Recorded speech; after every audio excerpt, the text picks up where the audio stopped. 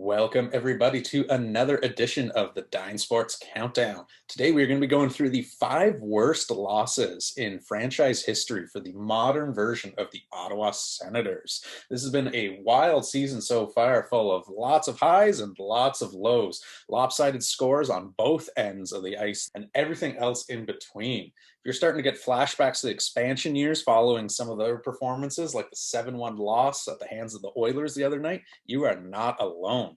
That listless performance was easily the worst effort the Senators have mustered so far in this truncated season. Whether this turns out to be an anomaly that can be flushed away with the usual hockey isms of we just didn't have it tonight, we need to be better, or we didn't do the little things well, didn't get pucks in deep and they took advantage of it, or if it's a sign of things to come in the second half of the year, that'll largely dictate whether we're still hearing the names Dorian or DJ beyond this year.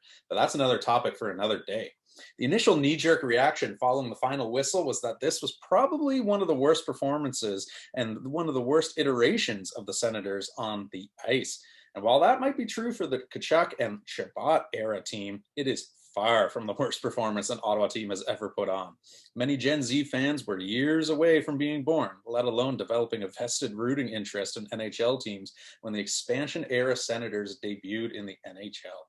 So for those who want to know where this latest setback stacks up all time in Senators lore, or those who live through the years and are just glutton for punishment, let's count down the top 5 most lopsided losses in Ottawa hockey history.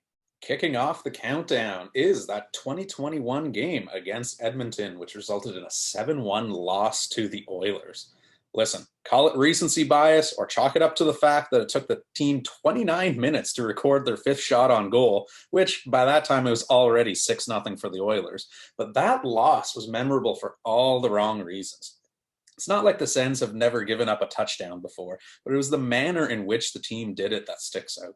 This wasn't a case of fluky bounces going in and Ottawa being snake bitten on the other end of the ice. The Oilers just outclassed the Sens in every facet of the game the other night. It was the equivalent of the varsity team taking on the 7th and 8th graders. There really wasn't a sense of urgency on the Sens' behalf at any point in the game, and it could even be argued that players looked actively disinterested in the game for long stretches as well.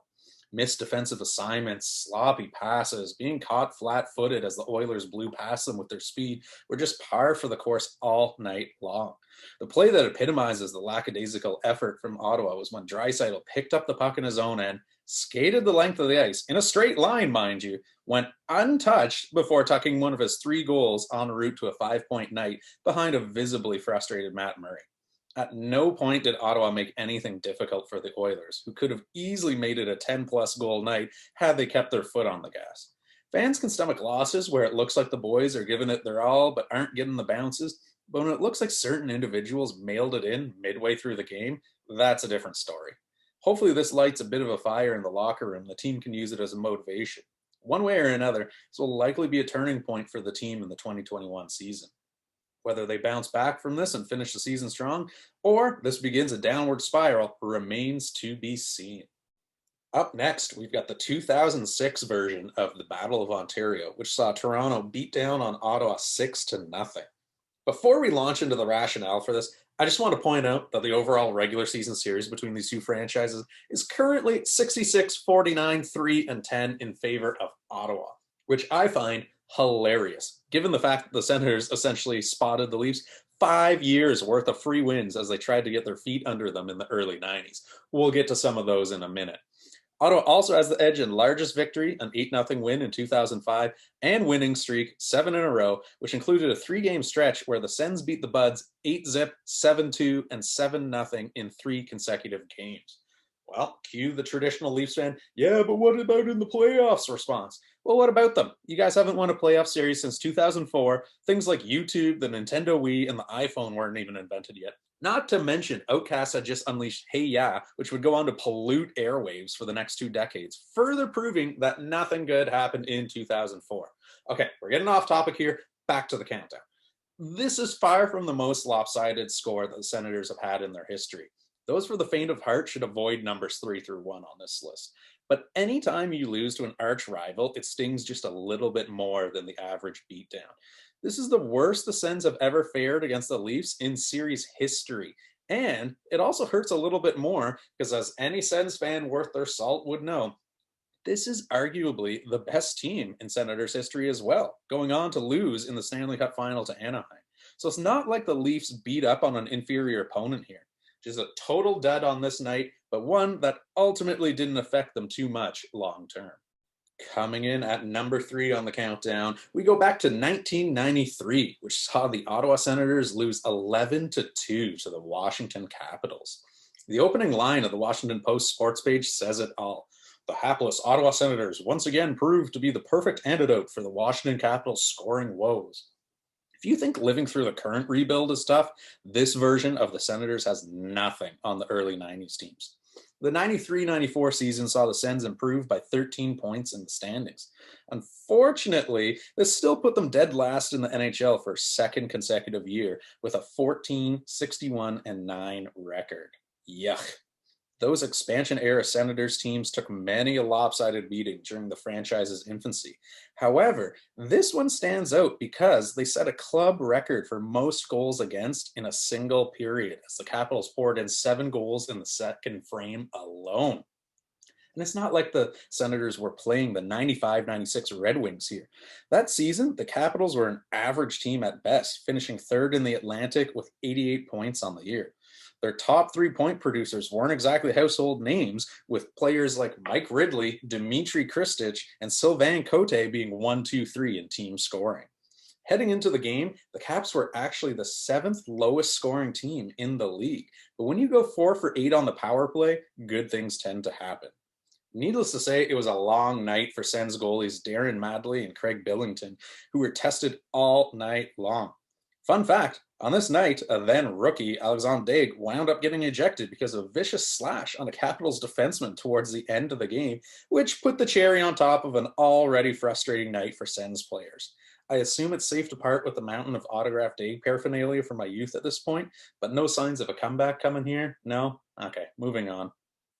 Holding down the number 2 slot on the countdown, we go back to 1992, which saw Ottawa lose 12-3 at the hands of the Buffalo Sabres.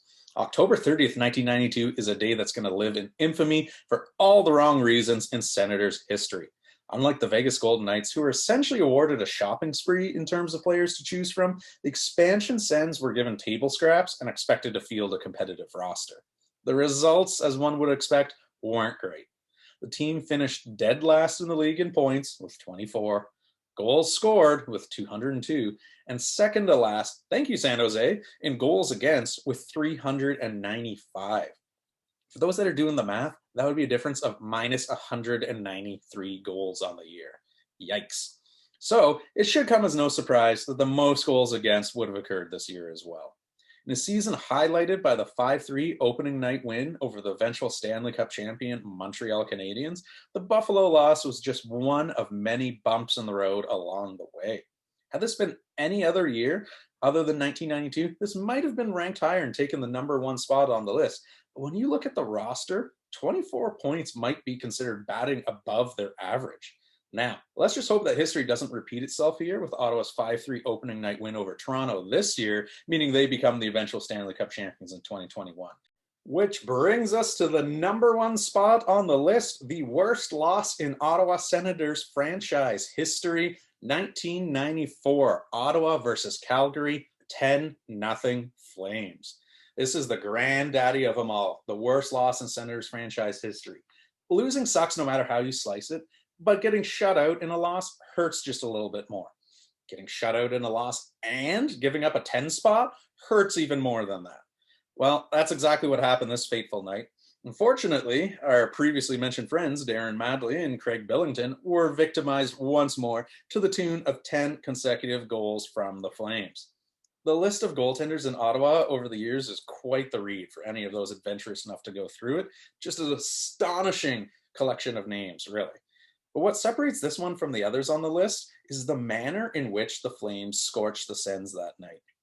Unlike the recent loss to Edmonton, which was primarily a McDavid-Draisaitl wrecking crew, the entire 94 Flames roster got in on the fun. Of the 18 skaters who touched the ice that night, 14 of them recorded at least a point, with 9 of them collecting at least 2, and no one earning more than 3. which means from top to bottom, first line to fourth, forward, defenseman, everyone was beating up on Ottawa. Adding insult to injury was the fact that the Sens were blanked by journeyman goaltender Andrei Trefilov, who over the course of his limited 54-game NHL career posted a 3.45 goals against average and .897 save percentage. To be fair, however, they didn't exactly pepper him with shots, only mustering 21 over the course of the game. So there you have it, some of the worst losses in Senators franchise history. Hopefully after reading through this list, Sens fans can put into perspective that things aren't truly as grim as they would appear following some of the lopsided losses this season. That being said, though, when the season is all said and done, we're likely going to be looking back at this point as a pivotal moment for the team and which direction they headed. Agree? Disagree? Leave a comment below. If you think we skipped a game that deserves to be on this list, let us know in the comments section. Be sure to smash that subscribe button so you can stay up to date with all our latest content. Till next time.